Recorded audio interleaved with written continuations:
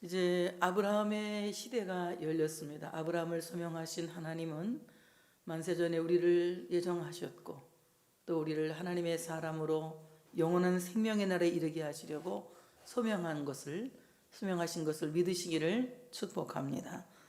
오늘 말씀을 보면 여호와께서 아브라함에게 이르시되 너는 너의 고향과 친척과 아버지의 집을 떠나 내가 네게 보여줄 땅으로 가라 하고 말씀하고 있습니다. 타락한 인간들이 살고 있는 땅, 그 땅은 가시가 그리고 가시덤불이 또 엉겅기가 나서 황무한 땅입니다. 하나님께서 약속하신 하나님의 백성들이 주실 땅은 젖과 꿀이 흐르는 가나안 땅입니다. 오늘 하나님께서 아브라함을 부르시면서 너는 너의 고향과 친척 아버지의 집을 떠나 내가 네게 보여줄 땅으로 가라고 말씀하고 있습니다. 자, 오늘 말씀을 보면 여호와께서 아브라함에게 이르시되, 아브라함, 존귀한 아버지라는 뜻을 갖고 있습니다. 하나님은 아브라함을 부르실 때 그가 아브라함이기 전에 아브라함을 부르셨습니다. 오늘 하나님께서 우리를 부르실 때에 우리가 아브라함이 아니라 아브라함이었을 때 부르셨다는 사실에 주목해야 합니다. 우리가 의인이 되었을 때 주님이 우리를 부르신 것이 아니고 내가 믿기 시작할 때 주님이 나를 부르신 것이 아니라 내가 죄인이었을 때에 하나님께서는 아들을 십자가에 내어주셨고 내가 죄인이었을 때에 이미 하나님은 나를 예정하시고 부르셨다는 사실입니다. 이것이 놀라운 은혜고 이것이 놀라운 축복이라는 거예요. 우리가 어떤 덕행을 쌓았다든지 선행을 하였기 때문에 부르심을 받은 것이 아니라 또는 신앙생활을 잘했기 때문에 부르심을 받은 것이 아니라 전혀 믿지 않는 상태에 아브라함 일대에 하나님이 우리를 불러서 아브라함이 되게 하신 것입니다. 죄인인 우리를 하나님이 선택하셔서 예수 그리스도를 구주로 믿을 수 있도록 믿음을 주시고 믿는 우리에게 하나님의 자녀라는 호칭을 허락해 주셨어요. 아브라함을 아브라함으로 바꾸신 하나님은 죄인을 의인으로 바꾸셨고 멸망받을 수밖에 없는 죄인을 하나님의 자녀로 그 신분을 바꾸셨다고 하는 사실입니다. 우리 모두가 아브라함으로 세상에 태어난 것이 아니라 아브라함으로 세상에 태어났지만 하나님은 아브라함을 불러서 아브라함 되게 하신 것처럼 죄인을 불러서 의인이 되게 하셨고 영원히 멸망받을 수밖에 없는 어둠의 자식들을 불러서 빛의 자녀가 되게 하셨다는 이 놀라운 사실에 우리 모두가 감사하며 그 은혜를 찬양해야 할 줄로 믿습니다. 하나님이 아브라함이 아브라함일 때 소명하시는 것처럼 우리가 죄인일 때 소명하셔서 우리를 의롭다 하시고 우리로 하여금 하나님의 나라의 자녀가 백성이 되게 하셨습니다. 오늘 아브라함을 소명하신 하나님은 오늘 말씀 보니까 여호와께서 아브라함에게 여호와께서 이르시다. 이 말은 와요메르라고 하는 말입니다. 와요메르. 여호와 와요메르 이 말은 무슨 말이냐? 여호와께서 말씀하셨다. 하나님이 하나님의 백성들을 소명하실 때에 말씀으로 불러내신다는 거예요. 그래서 하나님의 백성이 된 것을 우리가 알 수 있는 것은 성경이 하나님의 말씀으로 믿어지는 것입니다. 그 성경이 나에게 주어지는 개인적인 은혜로 받아들여지는 것이에요. 그러므로 하나님의 말씀 성경은 모든 인류가 보여야 할 거룩한 책이기도 하지만 이 거룩한 책은 하나님이 나에게 말씀하시는, 나에게 이르시는 말씀이다. 바로 그 말씀을 내가 받아들이고 그 말씀을 내가 믿을 때에, 성경을 믿을 때에 내가 하나님의 사람인 것을 알게 되고 하나님의 자녀인 것을 알게 되고 하나님이 나를 택하셨다는 사실을 알게 됩니다. 성경을 알지 않고는 아무도 은혜를 알 사람이 없고 성경을 알지 않고는 아무도 내가 하나님의 사람이라는 것을 증명할 길이 없습니다. 바로 성경이 나를 하나님의 사람으로 증명하는 것은 바로 성경을 하나님의 말씀으로 믿게 하시는 성령님의 역사가 있을 때에 일어나는 현실입니다. 하나님의 말씀을 듣는 우리 모두에게 성령이 오시면 하나님의 말씀을 통하여 감동하게 하시고 하나님의 말씀을 통하여 믿음을 갖게 하시고 하나님의 말씀을 과연 그렇다 하여 아멘하게 하신다는 사실을 믿으시기를 축복합니다. 성령의 역사가 없이는 하나님의 말씀으로 하나님의 말씀을 아멘으로 받을 수 없고, 성령의 역사가 없으면 하나님의 말씀을, 성경을 하나님의 말씀이라고 말할 사람이 없다고 하는 것입니다.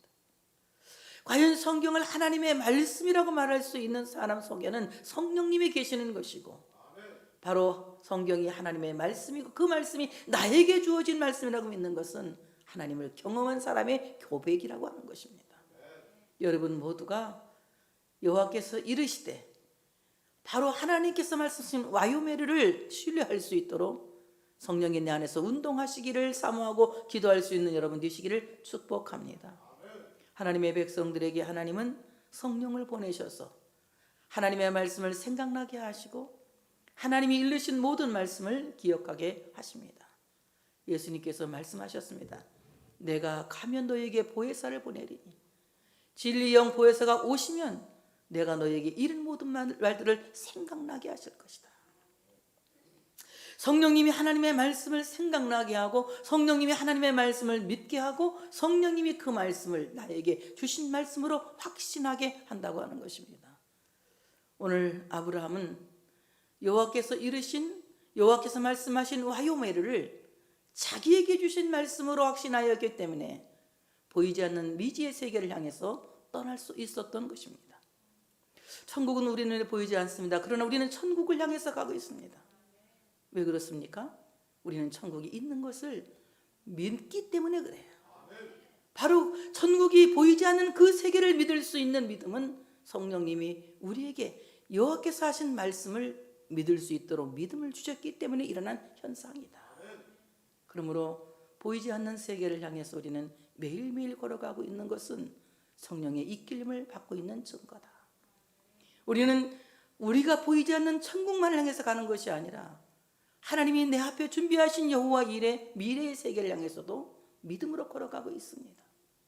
오늘보다 더 좋은 내일을 하나님은 준비하셨을 거예요. 오늘보다 더 건강한 내일을 하나님은 준비하셨을 거예요. 지금의 참으로 받는 이 어려움보다 더 큰 영광을 하나님은 준비하셨을 거예요. 그러므로 현재 받는 고난은 장차 받을 영광과 비교할 수 없다는 사실을 믿으면서 우리는 매일매일 하나님의 말씀을 따라서 걸어가고 있는 것입니다. 오늘 하나님께서 아브라함에게 요구하십니다. 너는 너의 고향과 친척과 아비의 집을 떠나라. 하나님께서는 아브라함에게 고향과 친척과 아버지의 집으로부터 철저하게 분리되고 철저하게 버리라고 강력하게 요구하고 계시는 거예요. 이것을 문자대로 해석하여 우리가 아버지의 집을 버리고 또는 고향과 친척을 다 버리고 인간관계를 끊는다고 생각하면 곤란합니다. 여기에는 엄청난 의미가 들어있어요. 아브라함이 떠나야 할 고향, 아브라함이 떠나야 할 친척, 아브라함이 떠나야 할 아버지의 집은, 그리고 철저하게 분리해야 될 아버지의 집은 엄청난 뜻을 가지고 있습니다. 먼저 아브라함의 고향은 우상 숭배에 찌든 우상의 도시 갈대아 우르입니다. 오늘 너는 고향을 떠나라고 하는 말씀은 바로 우상의 도시 갈대아 우르를 포함한 메소포타미아를 떠나야 된다는 것이에요. 우상의 도시를 떠나지 않고는 하나님이 준비하신 미래의 세계를 향해서 갈 수가 없다고 하는 것입니다. 우상은 무엇입니까? 하나님을 대체하기 위해서 만든 인간이 만든 피조물, 인간이 만든 물건인 것입니다. 사람이 만든 물건이 하나님이 될 수 없고 또 하나님이 인간을 위해서 만드신 피조물, 그 어떤 피조물도 하나님이 될 수가 없는 것입니다. 삼라만상의 그 어떤 것 중에도 하나님이 될 수 없고 인간이 만든 그 어떤 것도 하나님이 될 수 없기 때문에 우리는 참으로 우상으로부터 떠나서 살아계신 하나님, 영원하신 하나님, 그 하나님을 바라보고 나갈 수 있는 그 믿음이 있어야 된다고 하는 사실을 믿으시기를 축복합니다. 내가 하나님이 없어도 된다고 하는, 하나님이 없어도 할 수 있다라고 하는 그런 우상을 여러분이 지금 생각하고 우상을 믿고 의지하고 있다면 하나님은 아무 일도 하지 않으십니다. 우리는 나는 아무것도 할 수 없는 자신의 무력함과 자신의 무능함을 하나님 앞에서 인정하고 전능하신 하나님, 살아계시고 무수부재하시고 무수불능하신 그 하나님만을 의지하고 나갈 때 하나님은 나를 위해서 계속해서 창조하시고 일하신다고 하는 사실을 믿으시기를 축복합니다. 아브라함에게 미래를 지어주실 하나님은 우상을 버리고 살아계신 하나님, 전지전능하시고 무수불능하신 그 하나님을 믿고 이제 하나님이 말씀하시는 곳을 향하여 나아가라고 명령하고 계시는 것입니다. 두 번째 친척이라고 하는 것은 히브리 말로 몰레데트라고 하는 말인데 이 말은 무슨 말이냐? 혈족이란 말이에요. 고대 사회에서 이 혈족이 많은, 친척이 많은 사람들은 굉장히 유력한 사람으로 봤어요. 혼자 있는 사람은 외톨배기 같은 사람은 별 볼 일 없는 사람을 보기 때문에 다른 사람들이 업신여기고 무시했지만 친척이 많아서 혈족이 많은 사람들은 굉장히 유력한 사람으로 알아서 그 사람이 지나만 가도 모든 사람이 두려워 떨 정도로 아주 어려워하는 그런 사회였습니다.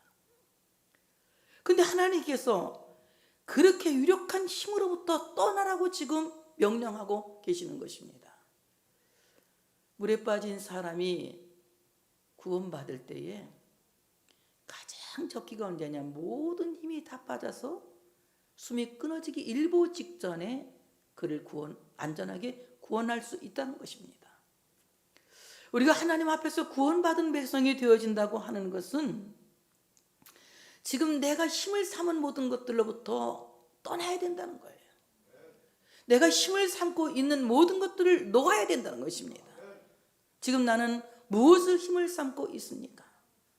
다윗은 어려운 상황을 매일매일 이기는 승리하는 그야말로 훌륭한 군인이 되었습니다.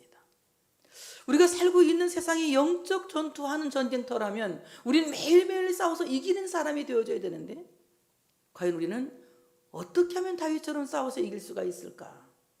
다윗은 자기의 힘을 다 내버린 사람이에요. 자기는 아주 이세의 말지 아들로 보잘것없는 아들로 취급받아도 그는 늘 하나님은 나의 힘이라고 고백하고 있습니다. 여호와는 나의 힘이다.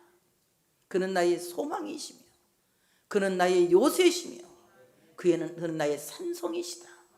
그는 나의 구원의 뿌리시다. 하나님의 그 유력한 힘만을 높이고 찬양했기 때문에 다윗은 100번 싸워 100번 이길 수 있는 용사가 될 수 있었던 것입니다. 우리가 살고 있는 이 세상에서 그리스도는 싸울 곳이 없는 형통하고 평탄한 삶을 산다는 것은 착각입니다.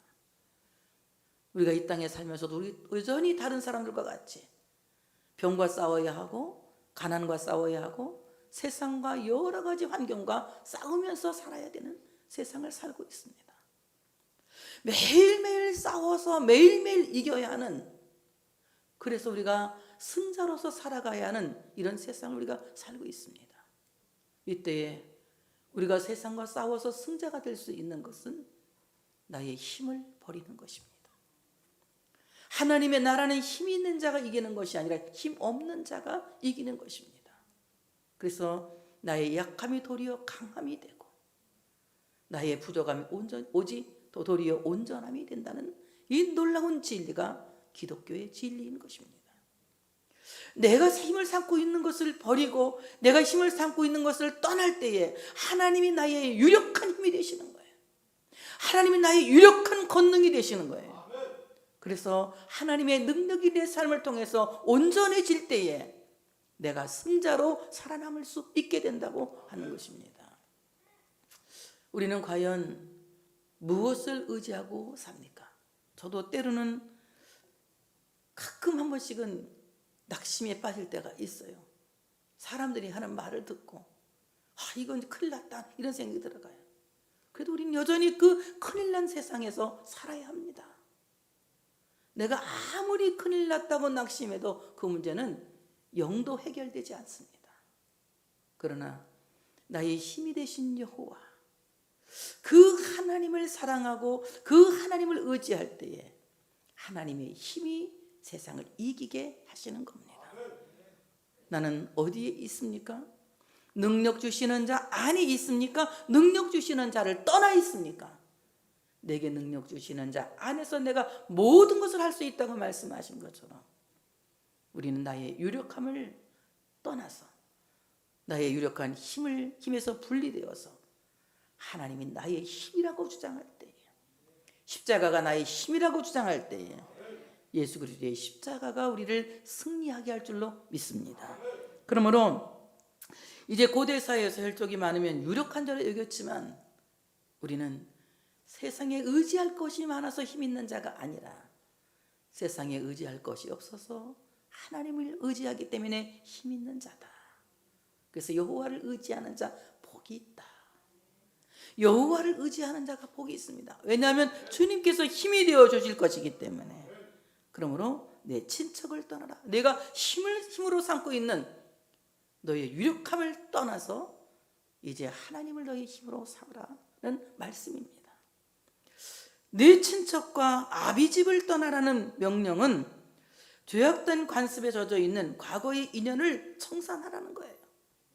과거로부터 완전히 떠나서 이제는 하나님을 바라보며 하나님의 말씀을 따라서 사는 삶이 되라고 요구하고 계시는 겁니다. 내가 네게 보여줄 땅으로 가라 말씀하십니다. 땅. 히브리 개념으로 땅은 기업을 의미하는데요. 우리는 뭐 땅을 투기 목적으로 사지 않습니까? 투기 목적으로 사서 비싸면 또 올 팔고 또 딴 데가 투기하고, 이것이 우리 한국 부동산의 가장 큰 위험한 일이 아니겠습니까? 이것 때문에 늘 힘든 일이 생기잖아요. 그런데 히브리 사람들의 땅은 자기들이 돈을 주고 사서 소유한 것이 아니라 하나님께서 기업으로 그 분깃을 나눠준 것을 소유하고 있는 거예요. 그러면 그 땅은 자기가 관리하고 소유하는 입장에서, 청지기 입장에서 관리하는 것이지 그 땅의 본주인은 하나님이신 거예요. 그렇기 때문에 그 땅을 팔지 않습니다. 팔았다고 하여도 되찾습니다. 또는 전당 잡혔다고 하여도 되돌려주게 되어 있는 것이 그들의 토지법이에요. 그런데 오늘 하나님이 보여줄 땅, 지금 이들이 살고 있는 우상의 땅이 아니라 하나님이 보여줄 땅은 하나님께서 그들에게 주신 영원한 기업으로 주실 땅이라는 거예요. 이스라엘 백성들은 젖과 꿀이 흐르는 가나안 땅을 향해서 갔지만 우리는 하늘의 기업, 영원한 기업을 위해서 가고 있습니다. 이스라엘 사람들이 젖과 꿀이 흐르는 가나안 땅을 정복하여 그것을 기업으로 얻었다면 우리는 하늘의 기업이신 예수 그리스도, 영원한 나의 기업이신 예수 그리스도가 우리의 영원한 새하늘과 새 땅의 기업이라고 하는 사실을 믿으시기를 축복합니다. 우리 찬송도 부르잖아요. 나의 영원하신 기업 생명보다 귀하다. 나의 갈 길 다가도록 나와 동행하소서. 주께로 가까이 주께로 가오니 나의 갈 길 다가도록 나와 동행하소서. 바로 나의 영원하신 기업은 예수 그리스도입니다. 예수 그리스도는 새하늘과 새 땅의 본질인 거예요. 그리스도가 하나님의 나라고 그리스도가 천국인 것입니다. 그리스도가 없는 곳은 아무리 고대 광실이라고 해도, 황홀한 곳이라고 해도 그것은 지옥이에요. 그리스도가 계신 곳은 초막이나 핀들도 하나님의 나라인 것입니다. 그러므로 우리가 바라보고 나가는 기업은 바로 예수 그리스도라는 사실이에요. 자, 오늘 예수 그리스도라는 사실입니다. 오늘 이제 참으로 하나님께서 아브라함을 부르시면서 말씀하시기를 너는 복이 될지라, 너는 복의 근원이 되라, 너는 복덩이가 되라, 이런 말씀입니다. 내가 너로 큰 민족을 이루고 내게 복을 주어 내 이름을 창대하게 하리니 너는 복이 될지라. 너는 복이 될지라. 이 말은 너는 복덩이가 되라. 너는 복의 근원이 되라. 이런 뜻을 갖고 있습니다. 하나님이 우리를 부를 때에는 시련과 고통 속에서 고통만 당하다 죽게 하려고 부르신 것이 아니라, 아멘 크게 할 준비하시고, 복덩어리가 되게 하시려고, 복덩어리가 되게 하시려고 하나님 우리를 부르신 거예요. 그래서 우리 한번 합시다. 나는 복덩어리다. 큰 소리로 은채, 나는 복덩어리다. 사남의 해지, 나는 복덩어리다. 복덩어리다. 하나님이 우리를 복덩어리로 부르신 거예요. 복덩어리로. 하나님께서 우리에게 복덩이를 되게 해서 내가 너로 큰 민족을 이루게 하겠다. 큰 민족, 까드려고 말인데, 이 말은 아주 얼마나 중요한 점에서, 큰 점에서 탁월하다는 거예요. 너는 매우 중요한 사람이 될 것이다.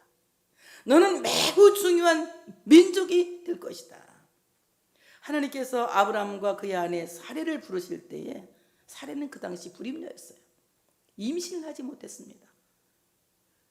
아브라함의 나이는 75세였어요. 그때까지 자식이 없는 상태인데, 하나님께서는 아이를 낳지 못하는 사레에게 말씀하시기를 내가 너로 큰 민족을 이루겠다.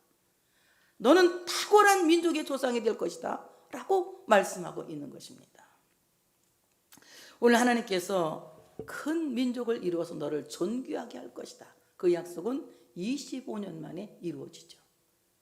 오늘 하나님께서 우리로 하여금 불러서 큰 민족이 되게 한다는 것은, 내가 본토와 친척과 아비집 사람으로부터 떠났더니 하나님의 나라를 이룰 큰 민족과 탁월한 민족과 부흥을 이루게 하시는 귀한 축복을 주셨다. 그래서 내가 하나를 버리면 하나님은 천을 주신다. 내가 하나를 버리면 하나님은 더 많은 것으로, 셀 수 없는 것으로 우리에게 채우시고 복을 내려주신다고 하는 사실을 믿으시기를 축복합니다. 오늘 우리가 본토를 떠나고 친척을 떠나고 아버집을 떠나서 하나님이 약속하시는 곳을 향하여 나아갈 때에 하나님은 우리의 수요를 점점 더 많아지게 한다고 하는 사실을 믿으시기를 축복합니다. 내게 복을 주어 내 이름을 창대하게 하리니 너는 복이 될지라. 아브라함의 이름을 유명하게 하겠다는 거예요. 그래서 아브라함에게는 여러 가지 별명이 있습니다. 여러분에도 이 별명이 있으시기를 축복합니다. 저는 별명이 좋지 않은 별명이 있어요. 어릴 때 눈이 크다고 붕어눈 뭐 이런 좋지 않은 별명이 있었어요. 근데 아브라함의 별명은 어떤 별명이냐? 창세기 17장 4절부터 5절에 보니까 너는 열국의 아비가 될 거다. 아브라함이 되는 거예요. 열국의 아비. 이것은 단순히 혈통적인 유대인의 아버지뿐만이 아니라 온 세계 열방에서 하나님이 선택하시고 하나님이 예정하시고 하나님이 구원을 작정하신 믿음의 백성들의 아버지가 되어서 믿음의 조상이 되겠다고 말씀하신 거예요. 그래서 오늘 아브라함에게는 열국의 아비라고 하는, 믿음의 조상이라고 하는 이제 이름이 주어집니다. 그래서 유대인들은 자기들이 아브라함의 자손인 걸 굉장히 자랑스럽게 생각하죠. 예수 안 믿으면 아브라함 자손 못 되는데도 그렇게 착각하고 있지 않습니까? 그 다음에 아브라함에게 두 번째는 야고보 2장 23절에 보니까 하나님의 벗이라는 이름이 주어져요. 친구라는 이름이 주어집니다. 하나님은 아브라함을 벗처럼 생각하셨어요. 친구에게는 어떻습니까? 친구에게는 비밀이 없는 거예요. 오히려 배우자한테는 비밀이 있을 수 있어요. 친구한테는 비밀이 없습니다. 모든 걸 다 얘기하죠. 심중에 있는 걸 다 얘기하죠. 비밀도 없어. 모든 얘기를 합니다. 소돔 고모라가 유황불 심판을 받기 전에 누가 먼저 이 사실을 알았습니까? 아브라함이 알았어요. 그래서 기도하지 않습니까? 하나님, 만약에 소돔 고모라에 의인 10명이 있다면, 그래도 의인 10명을 살리기 위해서 그래도 그 소돔 고모라를 멸망하지 마셔야지. 그래도 멸망하실 겁니까? 이런 문제 보지 않습니까? 예수 하나님께서 말씀하시죠. 소돔 고모라에 의인 10명만 있어도 그 성을 멸하지 않을 것이다. 소돔 고모라가 멸망될 것도 아브라함은 먼저 알고 있었어요. 왜냐하면 하나님이 그를 벗으로 알았기 때문에 그의 모든 비밀을 가르쳐 주신 거예요. 메시아가 나실 것도 아브라함은 알고 있죠. 자, 이와 마찬가지로 하나님은 크고 비밀한 은밀한 일들을 하나님의 백성들에게 참으로 알려주시는 것입니다. 오늘 하나님의 비밀을 알면 우리는 절대로 낙심하지 않죠. 어떤 상황이 와도 하나님이 그렇게 하지 않을 것을 알기 때문에, 그것을 믿기 때문에 항상 당당하고 담대하게 세상과 맞서서 이겨나가겠죠.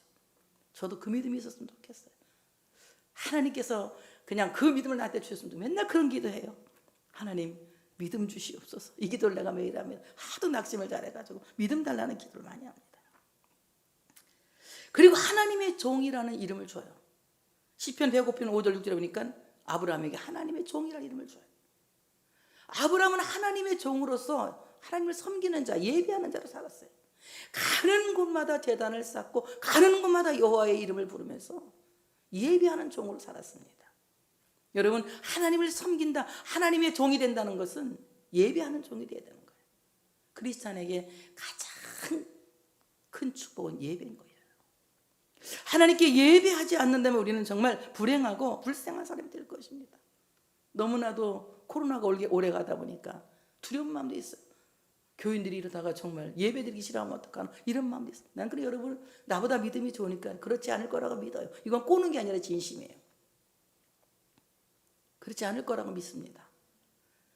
정말 하나님께 예배하기를 좋아하는, 예배드리기를 좋아하는 이런 그리스도인들이 되어져야 된다는 것입니다. 그래서 오늘 아브라함을 하나님의 종이라고 말해요. 내 예배가 마음에 든다. 아브라함의 예배는 하나님의 마음에 드는 예배, 하나님께 합당한 예배였어요. 하나님께서 아브라함에 드리는 그 모든 예배에 연락하시고 그 예배에 복을 내리셨다는 사실입니다. 우리 모두가 하나님께 예배하는 크리스찬이 되어져야 할 줄로 믿습니다. 그리고 말씀하세요.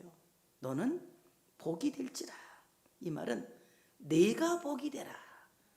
옆에 분에게 당신이 복이 되십시오. 시작. 당신이 복이 되십시오. 하나님 말씀하신 거, 내가 복이 되라. 내가 복이 되라. 여러분, 내가 복이 돼서 내가 주는 자가 되고, 내가 섬기는 자가 되고, 내가 사랑을 베푸는 자가 되면, 그렇게 되기를 원하면 그게 좋은 거죠. 다른 사람이 복받아 나를 막 그냥 주고 섬기고, 받는 것보다 주는 게 훨씬 좋아요. 준 사람만이 준 기쁨을 알 수 있는 거예요. 그래서 하나님 주는 자가 되길 원합니다. 섬기는 자가 되길 원합니다. 이렇게 기도하셔야죠. 네가 복이 되라. 하나님이 우리에게 요구하시는 것은 다른 사람 말고 너, 누가? 네가 복이 되라. 그래서 누가 주라? 네가 주라. 내가 줄 때 기적이 일어나는 거예요. 베세다 광야에서 먹을 것이 없어 사흘 동안 하나님 말씀 듣다 보니, 정신없이 듣다 보니 얼마나 배고팠겠습니까? 돈을 주고 사도 엄청난 돈이 될 텐데 어떡하냐, 빌립이 고민하지 않습니까? 그때 예수님 뭐라고 말씀하세요? 내가 주라 그러지 않습니까? 내가 주라. 자기들 그 가진 것이 없으니까 내가 주라는 말에 누가 은혜 받습니까? 소년이 은혜 받는 거예요. 그리고 보리떡 5개, 물고기 2마리 가져오는 겁니다. 주님이 보리떡 5개, 물고기 2마리, 5,000명 아이들까지 한 2만 명 되는 수가 먹는다는 건 불가능한 얘기예요. 그렇지만 주님은 그것을 받으시고 축사하시고 떼어 나눠주기 시작합니다. 5,000명이 먹고도, 장정 5,000명이 먹고도 12광줄이 남게 하는 기적이 일어나지 않습니까? 내가 복이 되면 기적이 일어납니다. 다 같이, 내가 복이 되면 기적이 일어납니다. 내가 주면 기적이 일어나는 거예요. 내가 주면, 내가 섬기면 기적이 일어나는 거예요. 내가 베풀면 기적이 일어나는 거예요. 그래서 여러분, 내가 주게 하시옵소서. 내가 베풀게 하시고 내가 섬기게 하시옵소서. 주님은 누가 복이 되길 원한다? 내가 복이 되길 원한다. 내가 복이 되라. 이 말은 무슨 말이냐? 타인에게 복이 되는 삶을 살아라. 여러분, 복 받는 것은 나를 위해서 받는 것이 아니라 타인을 위해서 받는 거예요. 타인을 위해서. 타인을 섬기고 베풀고 많은 것을 나눠주기 위해서 복을 받는 거예요. 유대 사회에서 다른 사람이 복을 받으면 굉장히 그 손뼉을 치고 좋아한다고 그래요. 왜냐하면 복을 받은 사람들은 20%를 떼서 이웃을 위해 나눠준다고 그러더라고요. 그게 저 사람 복 받았으니까 20%쯤은 나한테 얼마쯤은 콩가루가 떨어지겠구나 막 좋아하는 거예요. 우리는 뭐 그런 거 없지만 그래서 좋아한다고 그러더라고요. 정말 여러분, 내가 복이 된다는 것은 타인에게 유익을 끼치기 위해서, 타인을 섬기고 타인을 돕기 위해서. 이래서 우리는 복이 되는 삶을 살아야 한다고 하는 사실을 믿으시기를 축복합니다. 주님께서 말씀하십니다. 너를 축복하는 자에게는 내가 복을 내리고 너를 저주하는 자에게는 내가 저주하리니. 내가 복이 되면, 내가 주는 자가 되면, 내가 베푸는 자가 되면, 내가 섬기는 자가 되면 너를 축복하는 자에게 복을 내리겠다. 너를 저주하는 자에게 저주를 내리겠다. 이 말은 무슨 말입니까? 하나님께로부터 복을 받아서 베풀고 섬기고 나누는 자를 축복하는 자에게는 하나님이 하늘에서 복을 아멘 크게 할 준비하시고 비처럼 내리신다. 하나님의 복이 강림하는 거야. 그래서 복의 근원 찬송하게 하소서. 한량없이 자비하심 증량할 길 없도다. 전사들의 찬송가로 나를 가르치소서. 구속하신 그 사랑을 항상 찬송합니다. 정말 하나님께로부터 복을 받아 복이 된 사람을 축복하면 하나님이 그 사람에게도 복을 비처럼 내리시고, 오히려 그 사람을 저주하고 이제 저주하는 사람에게는 하나님이 저주를 내리신다. 저주, 멸시한다 또는 무시한다 뜻이에요. 하나님께 복을 받아서 섬기는 자, 하나님께 복을 받아서 베푸는 자, 하나님께 복을 주는 자를 업신여기거나 무시하는 자는 하나님이 저주하신다. 얼마나 큰 뜻권입니까? 그러니 여러분, 다른 사람이 복을 여러분에게 축복하고 싶어서 안달이 날 수 있는 이런 복받은 사람이 되어지시기를 축복합니다. 땅의 모든 족속이 너로 말미암아 복을 얻을 것이라. 땅의 모든 족속이 내 안에서 서로가 서로를 축복하게 될 것이다. 이런 뜻을 갖고도 있지만, 땅의 모든 족속이 너로 말미암아 복을 얻을 것이라고 하는 말은 아브라함의 후손에서 메시아가 날 것을 말씀하고 있는 것입니다. 예수 그리스도로 말미암아 땅의 모든 족속이 하늘의 복을 받고 땅의 복을 받습니다. 이 땅에서 잘 되는 복도 예수 그리스도의 이름으로 기도하면 응답되고, 예수 그리스도를 믿으면 하나님의 나라를 기업으로 얻으니 하늘의 복을 받고 땅의 복을 받는 것이 예수의 이름이다. 예수의 이름을 믿고 예수의 이름으로 기도할 때에 예수의 이름은 복의 근원이 되는 거다. 예수님의 이름으로 기도할 때 땅에서 형통하게 되고, 예수의 이름을 믿을 때 하나님의 나라의 백성이 되니 하늘의 기업을 얻는 것이다. 이 말씀을 들은 아브라함이 여호와의 말씀을 따라갔고 롯도 그와 함께 갔으며, 아브라함이 하란을 떠날 때 75세였더라. 아브라함이 그의 아내 사레와 조카 롯과 하란에서 모은 모든 소유와 얻은 사람들을 이끌고 가나안 땅으로 가려고 떠나서 마침내 가나안 땅에 들어갔더라. 오늘 아브라함이 여호와의 말씀을 따라갔다. 이것은 무슨 말이냐면 아브라함이 여호와께서 그에게 말씀하신 것처럼 그는 따라갔다. 하나님의 말씀을 듣고 자신의 전 의지를 복종시켜서 하나님의 말씀을 따라가는 삶을 살았다.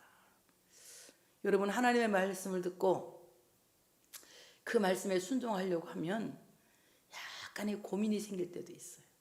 약간의 고민이 생길 때도. 그때에 길가에 떨어진 씨 같은 사람은 말씀이 없어져 버려. 고민하다 그냥 고민할 것 없어. 안 하면 되지.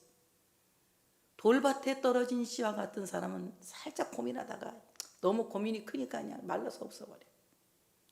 가시밭에 떨어진 씨와 같은 사람은 고민에 막혀서 결실하지 못합니다. 그러나 옥토에 떨어진 씨와 같은 사람은 하나님의 말씀을 듣고 자신의 전 의지를 하나님의 말씀에 복종시키는 것. 보는 것도 하나님의 말씀에 복종시키고, 먹는 것도 하나님의 말씀에 복종시키고, 말하는 것도 주님의 하나님의 말씀에 복종시키고, 생각도 하나님의 말씀에 복종시켜서 자신의 전인격적인 모든 것들을 하나님의 말씀에 복종시키는 거예요. 하나님의 말씀에 복종하는 삶을 살면 굉장한 희생이 따르는 것 같지만 거기에서 100배의 열매가 나타난다고 하는 사실을 믿으시기를 축복합니다. 아브라함이 하나님의 말씀을 듣고 자신의 전 의지를 복종시켜서 하나님의 말씀을 따라가는 삶을 살았어요. 여러분, 우리가 하나님의 말씀을 따라가는 삶을 산다고 하는 것은 가장 큰 축복입니다. 하나님의 말씀을 듣고 그 말씀에 순종하는 삶을 살려고 할 때에 말씀이 내 삶을 이끌어 가시는 거예요. 하나님의 말씀이 나를 이끌어 갈 때에 내가 하나님의 뜻에 도착할 수 있고 하나님이 말씀하신 그곳에 이르게 된다고 하는 사실을 믿으시기를 축복합니다. 아브라함이 하나님의 말씀을 따라갔더니 롯도 그와 함께 갔으며 아브라함을 계속적으로 롯도 따라갔다는 거예요. 그래서 마침내 가나안 땅에 들어갔더라. 하나님의 말씀을 따라갔더니 마침내 드디어 결국은 가나안 땅에 들어갔더라. 우리가 하나님의 말씀을 따라가면 마침내 결국은 젖과 꿀이 흐르는 가나안 땅에 들어가듯이 우리가 하나님의 말씀이신 예수 그리스도를 따라가면 마침내 구원받고야 마는 것입니다. 이것이 견인의 은총이라고 하는 거예요. 하나님의 말씀을 순종하기 위해서, 전인격적으로 순종하기 위해서 견디고 인내하며 그 말씀을 따라가면 마침내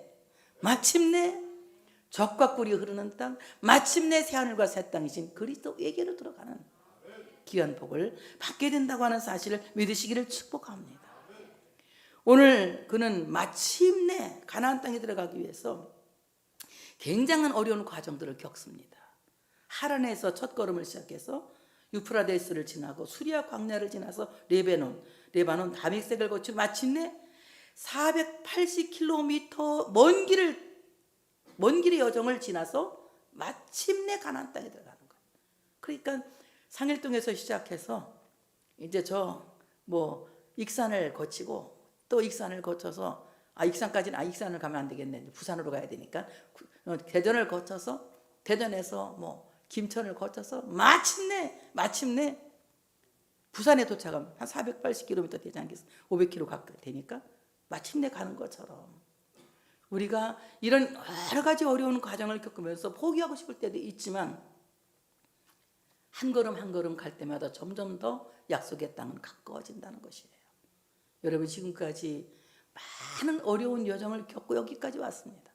그러나 앞으로 갈 길도 먼 것 같지만 하나님이 준비하신 약속의 땅은 마침내 우리 앞에 있다고 하는 사실을 믿으시기를 축복합니다. 아브라함이 그 땅을 지나서 세겜 땅 모래 상수리 나무 이르니 그때 가나안 사람들이 그곳에 거주하였더라. 여호와께서 아브라함에게 나타나게 이르시되 내가 이 땅을 네 자손에게 주리라 하신지라. 자기에 나타나신 여호와께 그가 그곳에 제단을 쌓고 거기서 베델 동쪽 산으로 옮겨 장막을 치니 서쪽은 베델이요 동쪽은 아이라. 그가 그곳에서 여호와께 제단을 쌓고 여호와의 이름을 부르더니 점점 남방으로 옮겨가더라. 마침내 가나안 땅에 들어간 아브라함은 이제 세겜 땅 모래 상수리 나무에 이르게 됩니다. 오늘 거기에 가나안 족속들이 거주하였는데 오늘 그곳에서 아브라함이 하나님 앞에 제단을 쌓습니다. 이 세겜이라고 하는 땅은요, 예루살렘 북쪽 40km 지점에 있다. 안 가봤어 몰라. 책에서 본 거야. 있다 그러는데 그리심산과 에벨산 사이에 위치하고 있다고 그래요. 그리심산은 어떤 산입니까? 축복을 선포하는 산이고 에벨산은 저주를 선포하는 산이에요. 그러니까 축복을 선포하는 산과 저주를 선포하는 그리심산과 에벨산 사이 베델 서쪽에 그는 이제 자리를 잡고 그곳에서 하나님께 제단을 쌓은 겁니다. 오늘 우리가 늘 기억해야 될 것은 하나님의 축복 그리심산에만 우리가 매몰되어 있으면 안 된다는 거예요. 성경을 보면 저주하는 에벨산의 저주가 훨씬 많아요. 그리심산의 축복보다 에벨산의 저주가 훨씬 많습니다. 저주해야 될 것들이 너무 많아요. 코로나19도 우리는 저주해야 될 품목입니다. 예수의 이름으로 코로나19를 저주한다. 다 같이 한번 해봅시다. 예수의 이름으로 코로나19를 저주한다. 시작. 코로나19를 저주한다. 너무 많죠. 불순종을 저주해야 되고, 불효함을 저주해야 돼요. 우리 마음속에 사랑하지 못함을 저주해야 하고, 이웃을 아끼지 못함을 저주해야 되고, 얼마나 많은 것들이 저주해야 될 것인지 몰라요. 그래서 우리는 항상 중간에 있어서 하나님의 주시는 축복을 성찰하고, 그리고 내 안에 저주해야 될 것들을 성찰하면서 내 안에 있는 저주받을 것들을 떠내보내야 된다고 하는 사실을 믿으시기를 축복합니다. 그래서 오늘 세겜 그 에벨산과 그리심산 사이에서 그는 모래 상수리 나무 밑에 이제 제단을 쌓습니다.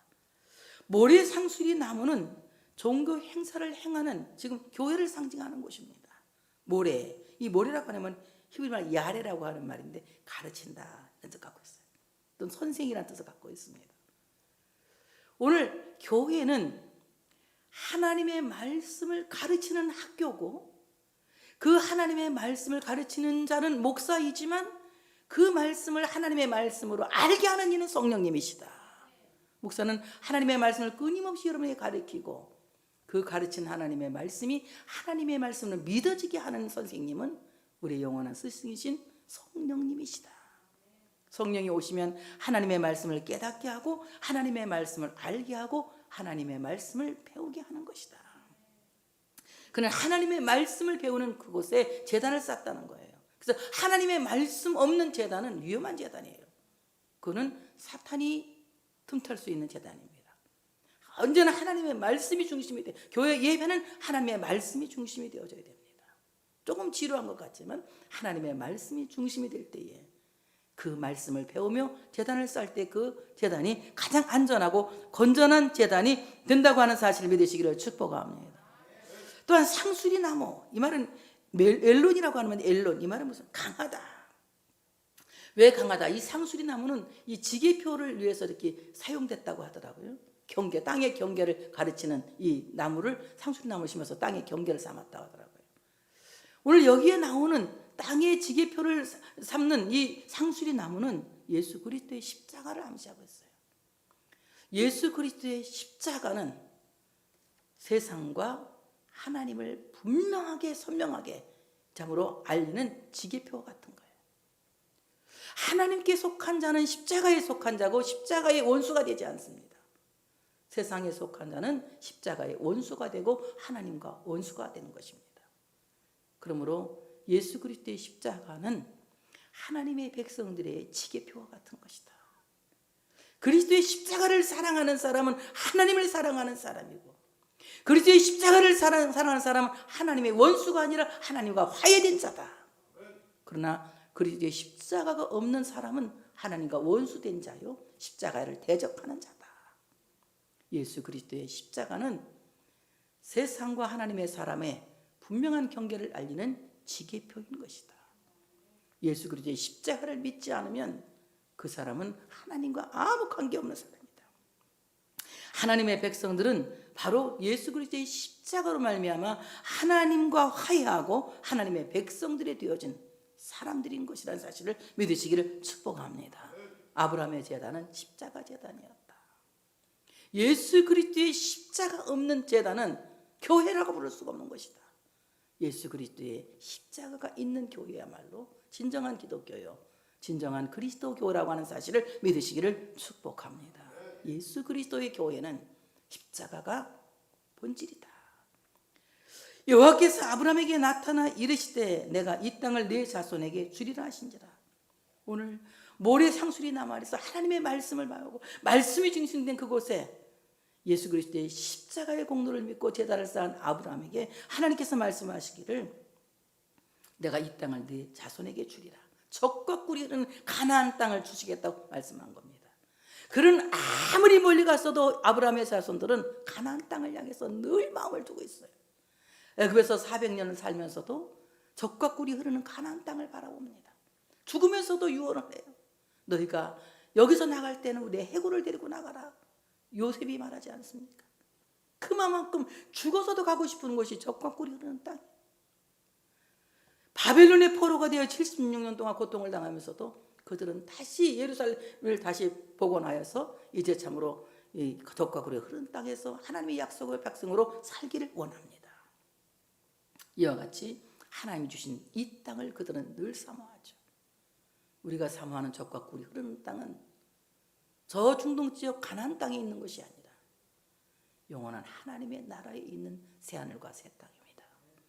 그 땅을 바라보면 날마다 나아갈 수 있는 여러분들 되어주시기를 축복합니다. 애굽에서 400년을 살아도 적과 꿀이 흐르는 땅을 바라본 이스라엘 족속처럼 우리는 이 땅에서 수없는 고생과 역경 속에서도 주님이 계시는 새하늘과 새 땅을 바라보는 그 믿음으로 살아갈 수 있는 여러분들 되어주시기를 축복합니다. 하나님께서 그곳에서 스스로 나타내 보이셨다. 상수리 나무 그 모래 상수리 나무 밑에서 제단을 쌓는 아브라함에게 하나님은 스스로 나타나서 보이셨다. 여러분, 스스로 나타내 보이신 하나님의 현현은 무엇으로 볼 수 있습니까? 여러분, 환상으로 물론 저도 그거 인정합니다. 그렇지만 정말 우리가 완전한 현현, 이 하나님의 현현은 예수님의 십자가로 할 수 있는 거예요. 십자가에 죽으신 예수 그리스도는 하나님의 현현입니다. 여러분, 하나님이 보이지 않죠. 그러나 십자가에 죽으신 예수 그리스도는 하나님의 영광을 보이신 하나님이십니다. 나를 본 자는 하나님을 보았다고 말씀해요. 내 말을 믿는 자는 아버지의 말을 믿는 자라고 말씀합니다. 그러므로 십자가에 죽으신 예수 그리스도는 이 땅에 하나님을 현현하신 하나님이시다. 그러므로 예수 그리스도가 하나님인 것을 부정하는 사람은 아무도 하나님의 백성이 될 수 없다는 사실입니다. 여호와께서 친히 십자가에서 스스로 나타내서 당신을 현현하셔서 이 땅에 살고 있는 하나님의 백성들을 십자가 앞으로 이끄시고 그의 모든 죄악들을 십자가에 묻게 하시고 십자가의 피로 용서하시고 하나님의 나라의 백성에 영원한 하나님의 나라의 기업을 얻게 하셨다고 하는 사실을 믿으시기를 축복합니다. 오늘 그는 베델 동쪽 산으로 옮겨 장막을 쳤다. 또 아브라함은 자꾸 이사를 다닙니다. 점점 이사를 가요. 왜냐하면 약속의 땅을 향해서 가기 위해서 점점 더 이렇게 이사를 갑니다. 베델 동쪽 산으로 옮겨서 장막을 쳤다. 여기 이 말은 무슨 말이냐? 하나님의 장막에 하나님의 집에 장막을 펼쳤다 이 말입니다. 여러분, 정말 우리는 안지나서나 주님의 장막인 교회를 사모해야 할 줄로 믿습니다. 지금 그래야 돼요. 여러분, 이 시대는 전부 다니엘이 필요한 것 같아요. 다니엘이 예루살렘 쪽을 창문을 열고 하루에 3번씩 기도한 것처럼 코로나 때문에 교회를 못 오는데 어떻게 해야 돼요? 마음은 늘 교회를 향해서 문을 열고 교회를 향해서 기도할 수 있는, 그래서 교회의 평안을 구하고 교회의 안녕을 구하는 우리가 되어야 할 줄로 믿습니다. 정말 이 시대가 다니엘 시대가 아닌가 이런 생각이 들어가요. 예배할 수 없는 이 어려운 상황을 우리가 어떻게 할 것이냐. 마음이 하나님을 향해서 창을 열어야 한다. 그래서 정말 하나님을 향해 창을 열고 그곳에 장막을 펼쳐야 돼요. 내가 있는 그 어떤 곳이 모든 곳이 성민교회가 되어져야 돼요. 여러분 지금 예배드리고 있는 그곳이 이곳이 바로 성민교회다. 여기가 성민교회다. 그 마음을 가져야 돼요. 마음의 창을 그렇게 열고 교회를 사모하는 마음을 갖고 있어야 돼요. 그래야만 여러분이 이 시대를 이길 수 있고 믿음을 지켜낼 수 있는 것입니다. 오늘 그는 하나님의 집에 장막을 펼치고 여호와의 이름을 불렀다. 하나님의 이름을 공식적으로 예배를 통해서 불렀다는 거예요. 여호와께 감사와 찬송과 도구를 통해서 공식 예배를 드렸다는 거예요. 여러분 지금 집에서 예배를 드리고 있는 여러분 모두가 그 예배는 공식 예배예요. 가정 예배가 아니라 성민교회 주일 예배를 드리고 있는 거예요. 바로 그곳에서 하나님께 공식적으로 찬송하고 공식적으로 감사하고 공식적으로 기도할 수 있는 여러분 되시기를 축복합니다. 오늘 아브라함은 점점 남방으로 옮겨갑니다. 남방, 네겝으로 가는 말인데 이 네겝이라고 하는 말, 이 말은 무슨 말이냐? 메마르다, 거칠은 땅이다 이런 뜻 갖고 있어요. 아니 이사를 가려면 정말 옥토 막 좋은 데로 살기 좋은 곳으로 가지 왜 아브라함은 거친 땅으로 자꾸 갔을까? 여러분 세상이 볼 때는 세상 부귀 아니라면 넓고 좋은 길 같지만 아브라함은 좁고 협착한 길을 택한 거예요. 생명으로 인도하는 길은 그 길이 좁고 협착합니다. 죽음으로 인도하는 길은 그 문이 넓고 길이 넓습니다. 아브라함은 좁고 협착한 길을 택한 그리스도인의 상징인 것입니다. 우리 모두가 넓고 큰 길보다 좁고 협착한 길을 택하여 올라갈 수 있는 크리스찬이 되어야 할 줄로 믿습니다.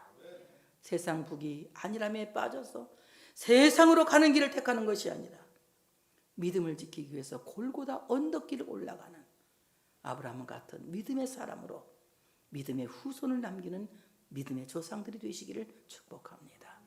하나님이 우리를 부르셨습니다. 내가 아직 아브라함일 때 아브라함이 되게 하려고 부르셨습니다. 그리고 나에게 모든 것으로부터 떠나고 분리하라고 명령하시면서 내가 복이라고 말씀하십니다. 여러분, 우리는 복입니다. 하나님의 말씀을 따라 갑시다. 메마른 골짜기를 간다 할지라도 거기에는 주님이 계십니다. 골고다 언덕에는 주님이 십자가에 못 박혀 계십니다. 우리가 가는 이 좁고 협착한 이 길에 주님이 계신 것을 확신하면서 날마다 주님과 함께하는 여러분 되시기를 축복합니다. 하나님께 영광 돌리겠습니다.